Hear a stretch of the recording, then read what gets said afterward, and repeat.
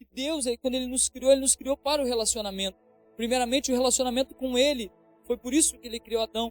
De forma secundária, o relacionamento entre irmãos. Por isso que Ele criou Eva. Então, o que eu vejo? Eu vejo que Deus, Ele tem se manifestado em nossas vidas.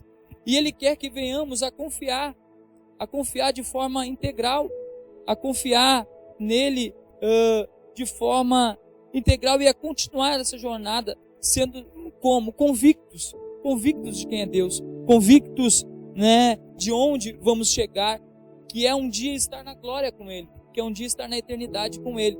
Então, lá em João, 1 João, no capítulo 4, versículo 18, diz assim: no amor não há medo, ao contrário, o perfeito amor expulsa o medo, porque o medo supõe castigo. Aquele que tem medo não está aperfeiçoado no amor. Algumas vezes essa semana eu falei que eu era contrário, né, ao toque de recolher, que eu era contrário, né, a esse apavoramento da sociedade, que eu era contrário. E algumas vezes não fui bem entendido. Por quê? Porque o medo, ele supõe castigo. E Deus, ele não está castigando o povo, mas Deus está fazendo com que o povo se volte a Ele. Essa é a vontade do Senhor. A vontade do Senhor é que a terra se volte a Ele, que o povo possa cultuar a Ele, aonde quer que esteja. E hoje nós estamos nos nossos lares e estamos sim cultuando a Deus com a nossa família, com os nossos filhos. E infelizmente, alguns tipos de medo, eles nos subjugam. E quais são esses medos? Eu vou falar alguns aqui, e daí você começa a colocar em prática aí na sua casa e começa a pensar comigo, começa a refletir comigo. Existe aquele medo simples, que é medo de inseto, medo de chuva, né? Medo do escuro, né? Medo de palhaço. Eu conheço pessoas que têm medo de palhaço. Aquele medo simples, que é um medo que para as outras pessoas não é nada, mas para nós é um medo terrível. E nós não podemos subjugar as pessoas porque elas já estão sendo subjugadas pelo medo. Só que, infelizmente, nós sabemos que esse medo, ele tem tomado conta das pessoas. E algumas vezes é muito mais forte que essas pessoas do qual tem tido medo. Um outro tipo de medo é o medo contextual. Assaltos, acidente de trânsito, acidente em casa, de doença, né, enfermidade. Então, hoje nós vemos o medo da enfermidade, o medo da pandemia. E esse medo também não provém de Deus. Nós não deveríamos ter medo, nós deveríamos ser conscientes, é diferente. Conscientizar é diferente de obrigar a estar, né, trancado ou trancafiado. A gente precisa entender que esse medo, ele nos faz mal, esse medo, ele não faz bem à sociedade. O outro medo que temos é o medo sentimental, decepção amorosa, lembranças do passado, do futuro, né? Depressão, pânico, né? A síndrome do pânico e todos esses medos que temos, medo de perder alguém, medo de, infelizmente, estar perdido em alguma situação. Então, esse medo também não é bom, é um medo sentimental, é um medo que parece que machuca a alma. E também tem o medo espiritual, o medo da morte, de pessoas que já morreram, medo de fantasma, medo de espíritos, né? Pessoas que veem espíritos. Então, esses tipos de medo, esses 4 tipos de medo, algumas vezes nos atrapalham a crer no Senhor, outras vezes nos atrapalham em continuar caminhando com Deus, outras vezes nos atrapalham de continuar cultuando a Deus, outras vezes nos atrapalham de continuar seguindo essa jornada intencional com Jesus. E é sobre isso que vamos falar. Que nenhum tipo de medo provém de Deus. E nós não deveríamos temer a Deus. Pelo contrário, nós deveríamos sim continuar essa jornada intencional com Jesus e crer que Deus irá fazer grandes coisas no nosso meio. E para isso, nós vamos falar sobre 3 tópicos. O primeiro tópico é: confie na palavra de Deus. Confie no que Deus está fazendo. Confie no que o Senhor está fazendo. Confie na palavra de Deus. Lá em Josué, no capítulo 1, versículo 9, diz assim: não fui eu que ordenei a você? Seja forte e corajoso. não se apavore nem desanime, pois o Senhor, o seu Deus, estará com você por onde você andar. Algumas vezes Deus fala assim, vai por aqui. Deus fala, vai por ali. E nós achamos porque sabemos de tudo, porque temos experiência, porque sabemos o que é melhor para nós. E nós decidimos, por nós mesmos. Só que nós não somos o Senhor, nós não somos o Criador. Não foi nós que nos criamos, que nos autocriamos. Não, nós dependemos de alguém, nós dependemos de Deus. Se nós entregamos a nossa vida a Deus, é para que Deus venha arbitrar sobre a nossa vida. É para que Deus venha governar sobre a nossa vida. E infelizmente, quando nós dizemos assim, não Deus, deixa que eu vou ir para o lado que eu quero, para onde eu quero, o melhor é fazer o que eu quero, eu acabo vendo que nós não confiamos em Deus. Nós não confiamos na palavra de Deus, nós não confiamos no direcionamento de Deus. E algumas vezes nós temos testemunhos próprios da igreja. Nós estamos cultuando hoje nesse templo porque Deus nos deu uma palavra. E nós estamos aqui porque Deus nos deu tempo. Ele nos deu a palavra, nós acabamos crendo na palavra dele, confiando na palavra dele, e então, o templo está aqui hoje. Outras vezes, Deus nos deu uma palavra de cura. Alguns irmãos, alguns filhos de irmãos, e nós cremos na palavra e Deus operou um milagre, assim como operou um milagre na vida de alguns irmãos, do irmão Ezequiel, da Mana, do irmão Ronei, da irmã Paloma, onde Deus, ele operou um milagre. Mas por quê? Porque nós confiamos. Porque o milagre não provém do pastor, não provém da igreja, não provém de homem algum. O milagre, ele provém de Deus. Só que Deus fala e eu e você precisamos crer.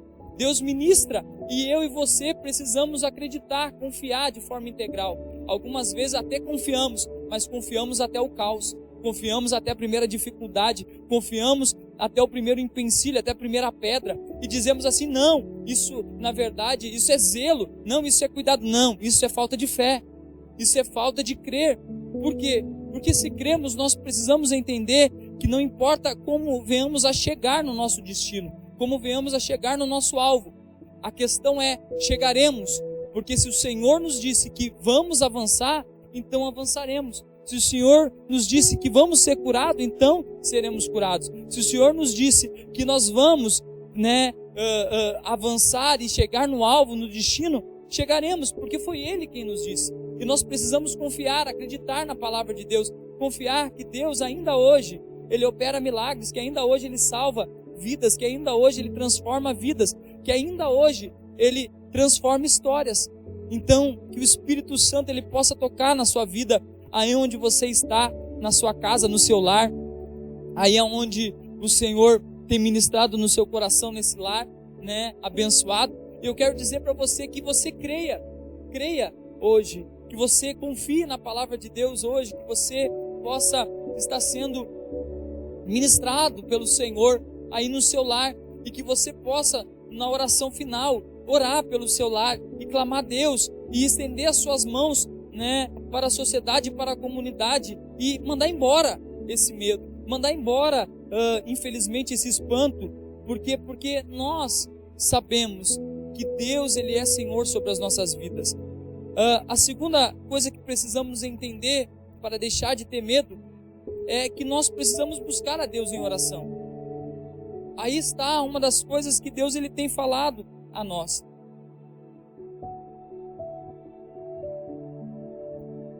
Deus tem falado a nós, nesse momento de crise, nesse momento de dificuldade, que a gente precisa clamar a Ele.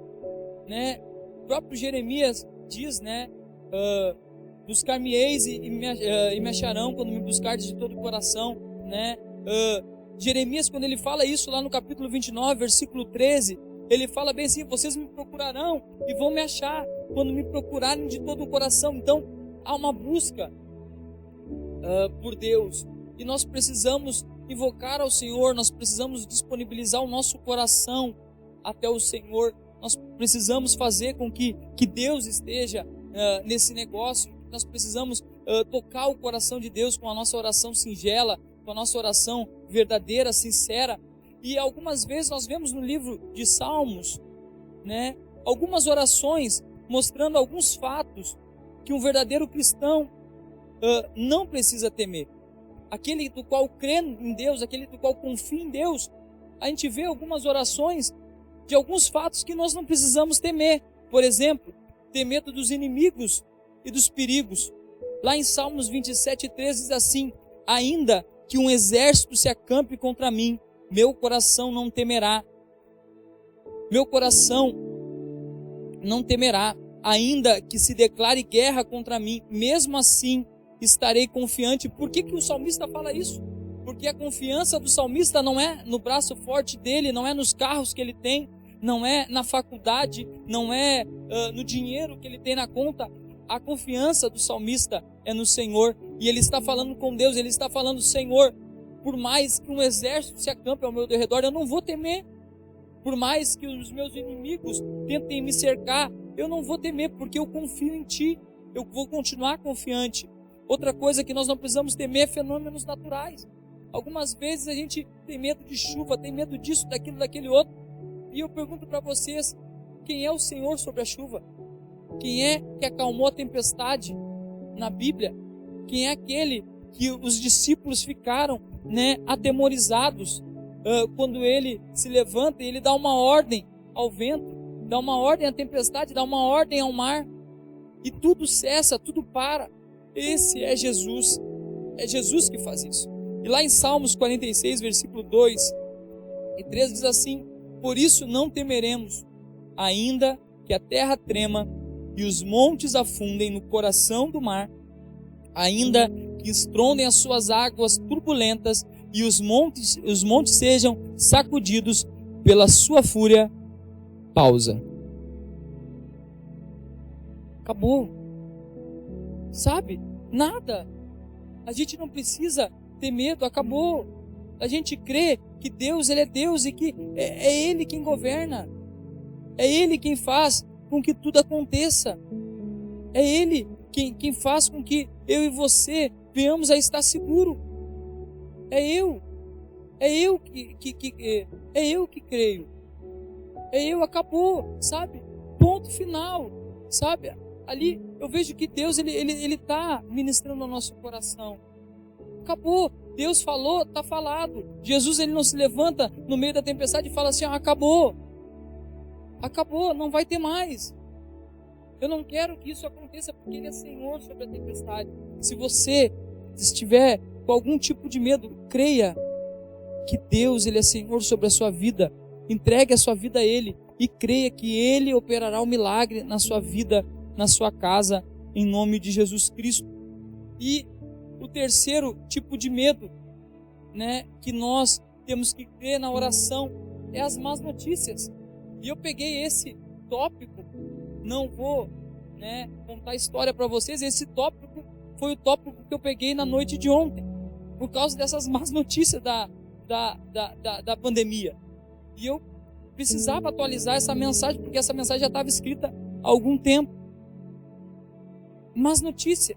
O salmista no Salmo 112, versículo 7 diz assim: não temerá más notícias, seu coração está firme, confiante no Senhor. Nós não precisamos temer más notícias, sabe por quê? Porque Ele é quem nos guarda. É no Senhor que está o nosso repouso. É no Senhor que repousamos. É no Senhor que colocamos a nossa vida, a vida de nossa família. É no Senhor que colocamos a nossa casa, o nosso lar. O Senhor, Ele é Senhor sobre as nossas vidas. O Senhor, Ele é o lugar, sabe, da nossa habitação. É nele em quem confiamos. Então nós não precisamos temer a má notícia.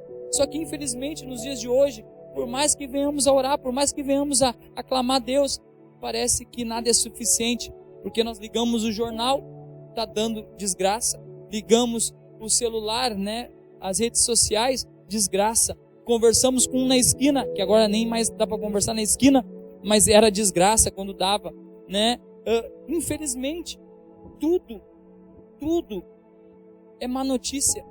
Eu não vejo ninguém fazendo campanha de boas notícias no Face.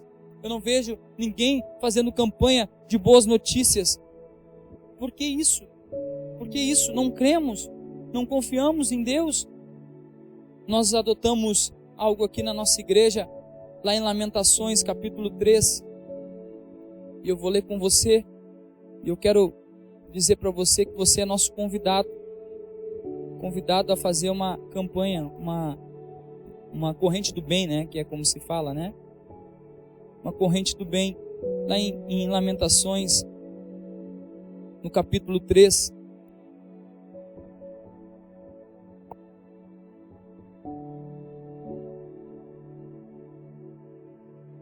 Quando o Senhor, Ele ministra ao coração de Jeremias, eu fico pensando o porquê de tudo isso. E por que eu digo isso a vocês? Porque a gente sabe que nada é em vão, e nada do que tem acontecido é em vão. Mas as pessoas, elas têm, infelizmente elas têm temido a Deus, elas têm se lançado, né, no caos, elas têm trazido só más notícias. E lá em Lamentações nós temos feito então essa corrente do bem, né? Lamentações capítulo 3, versículo 21, diz assim: todavia lembro-me também do que pode me dar esperança. Graças ao grande amor do Senhor é que não somos consumidos, pois as suas misericórdias são inesgotáveis. Renovam-se cada manhã, grande é a sua fidelidade. Digo a mim mesmo, a minha porção é o Senhor, portanto nele porei a minha esperança. Preste atenção, a palavra de Deus, ela diz que é nele que eu devo colocar minha esperança.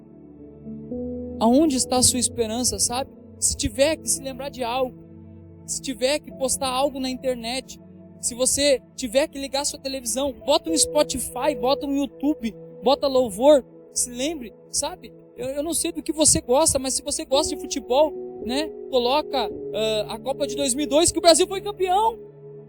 O Brasil foi campeão, coisa boa. Se você é gremista, coloca lá, né, a Copa Libertadores de 2017.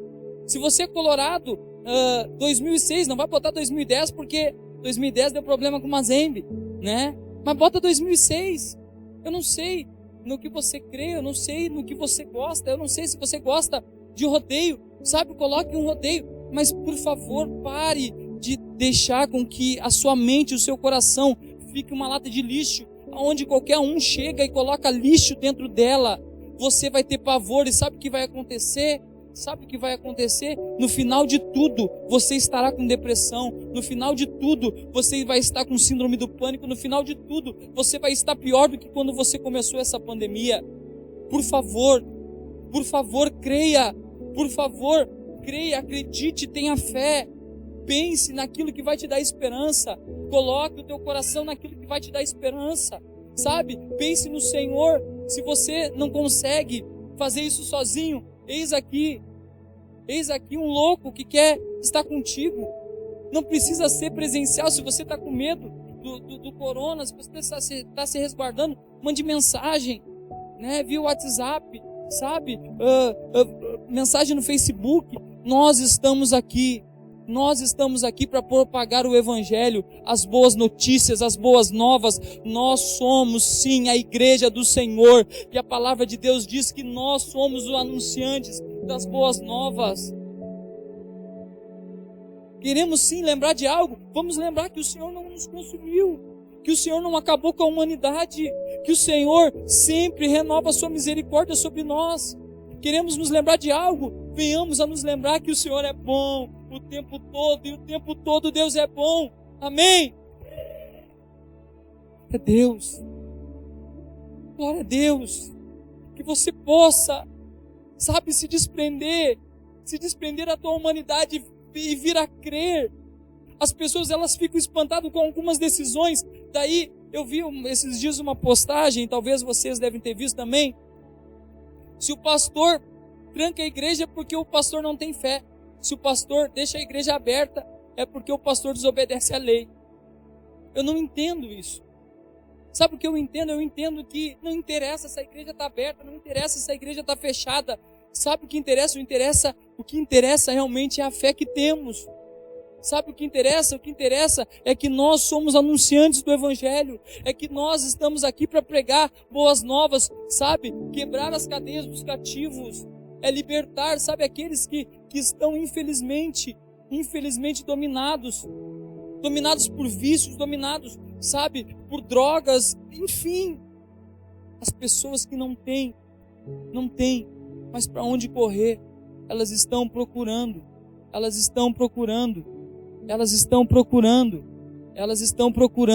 a igreja. Elas estão buscando a igreja. De alguma forma, elas querem que a igreja se movimente. De alguma forma, elas querem que a igreja venha se movimentar. E a igreja tem uma baita prova. A igreja, ela tem uma baita prova nesses próximos dias, e é por isso que a igreja precisa clamar, é por isso que a igreja precisa buscar a Deus, porque como que vamos confiar no Senhor se não escutarmos a voz dEle? Como vamos escutar se não lemos a palavra, se não orarmos a Ele, se não buscarmos a Ele, se não clamarmos a Deus? Como que vamos? Não tem como. Agora eu digo para vocês que Deus, de alguma forma, Ele quer ministrar no nosso coração. Eu já estou encerrando a mensagem de hoje. Lá no capítulo 21 de Lucas, no versículo 13, diz assim: será para vocês uma oportunidade de dar testemunho. Queridos, eu sei que o tempo aparentemente não é propício, mas eu quero dizer para você que esse tempo é um tempo propício. É um tempo propício para que Deus possa operar milagre na sua vida, na minha vida, na vida da nossa nação, do nosso estado, da nossa região, em nome de Jesus Cristo. E o último tópico para encerrar a mensagem de hoje é: creia que Deus te ama e nada pode te separar do amor dele, que está escrito lá em Romanos capítulo 8, versículo 35 a 39, que diz assim: quem nos separará do amor de Cristo? Será tribulação, ou angústia, ou perseguição, ou fome, ou nudez, ou perigo, ou espada? Como está escrito, por amor de ti enfrentamos a morte. Todos os dias somos considerados como ovelhas destinadas ao matadouro. Mas em todas estas coisas somos mais que vencedores por meio daquele que nos amou. Pois estou convencido que nem a morte, nem a vida, nem anjos, nem demônios, nem presente, nem o futuro, nem quaisquer poderes, nem altura, nem profundidade, nem qualquer outra coisa na criação será capaz de nos separar do amor de Deus que está em Cristo Jesus, nosso Senhor. Então não há nada que possa te separar do amor de Deus. Não há nada que possa te separar do amor de Deus. Nada pode nos separar. E como diz Lucas, chegou o tempo de nós darmos testemunhos. Chegou o tempo de nós mostrarmos que somos igreja e que cremos no Senhor, em nome de Jesus Cristo. E eu quero dizer para você que você tem uma oportunidade hoje. Tem uma oportunidade durante essa semana, durante essa quarentena, que é clamar a Deus. Que é para mostrar para todo mundo que você continua sendo fiel, que você continua sendo leal, que você continua crendo, que você continua confiando, e que, se ainda não, mas a partir de hoje, você vai mandar embora todo medo. Sabe por quê? Porque o perfeito amor, ele lança fora todo medo.